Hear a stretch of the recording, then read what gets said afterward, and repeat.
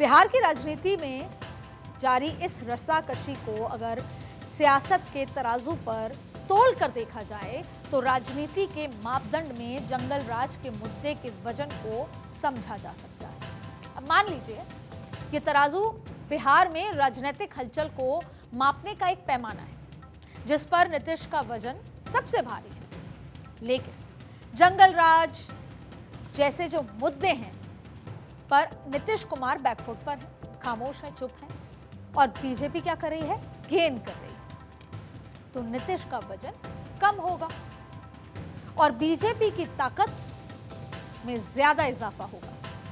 इसके बाद चिराग पासवान अगर अपनी दावेदारी को मजबूत करते हैं तो इससे नीतीश की हिस्सेदारी में भी सेंध लगेगी। तेजस्वी यादव भी अपराध के मुद्दे पर नीतीश को लपेट रहे हैं तो कांग्रेस भी किसी से पीछे नहीं। फिर एआईएमआईएम भी इस मुद्दे को जोर शोर से आजमाइश इस मुद्दे पर कर रही है, अपनी गुंजाइश को तलाश कर रही है। इस सब से अगर नीतीश का नुकसान होता है तो फायदा बीजेपी का होगा। आरजेडी के अंदर भी नई उम्मीद जागेगी और कांग्रेस भी इन कोशिशों के बाद कम से कम बार्गेनिंग की स्थिति में आ जाएगी। और फिर क्या भरोसा, अगर कभी किसी के भाग्य से छीका फूट जाता है तो कांग्रेस भी बरसों बाद फिर बिहार में अपना सीएम बनाने के सपने तो देख सकती। लेकिन नीतीश भी राजनीति के कोई नए खिलाड़ी तो नहीं।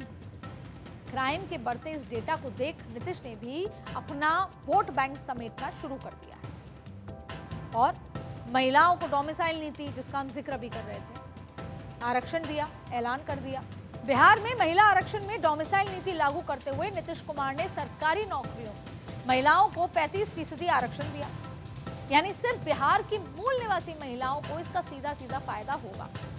देखिए, ये आरक्षण पहले भी था पुलिस में, एसएससी में, लेकिन पहले उत्तर प्रदेश की महिलाएं भी आकर बिहार में ये नौकरियां ले सकती थी, लेकिन अब डोमिसाइल है, अब बिहार की महिलाओं को ही इसका फायदा मिलेगा। और इससे पहले बाकी राज्यों की महिलाओं को, जैसा मैंने आपको बताया, फायदा मिलता था, लेकिन अब उन राज्यों की महिलाएं सामान्य श्रेणी में शामिल होंगी। यानी अब तक जो महिलाएं शराबबंदी, वो जो साइकिल, गुलाबी साइकिल दी थी और ऐसे तमाम मुद्दों पर नीतीश कुमार के साथ थी, उनको साधने के लिए डोमिसाइल नीति वाला वादा किया गया है। नीतीश कुमार के इस फैसले से न सिर्फ उनका महिला वोट बैंक मजबूत होगा, तटस्थ खड़ा रहेगा, बल्कि आरजेडी की माई बहन मान जैसी योजनाओं को भी चुनौती मिलेगी, क्योंकि ये कहा गया है कि नीतीश भी जल्दी ये फैसला लेंगे और महिलाओं के खाते में डायरेक्ट ट्रांसफर होगा। हालांकि समय कम है और जल्द ही आचार संहिता भी लगने वाली है।